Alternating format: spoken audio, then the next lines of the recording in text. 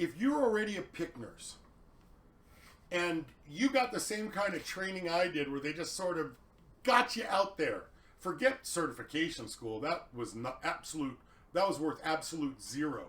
But they train you, they get you, they put you out there. You know, no corporation's going to give you the training that you need. Nobody overfunds education. If you're going to be a PICC nurse, if you are a PICC nurse, if you're a new PICC nurse and you don't have any way to judge yourself, I don't either, except based on the times on my charting and what I see other people do.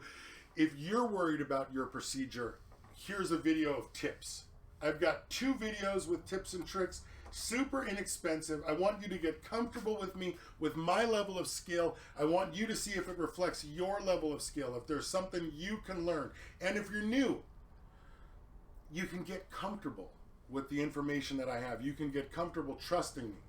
So whether you take tips number 1 or tips number 2 or you buy them both, I want you to know that I'm coming from the place of 2,500 of these things and I bang them out.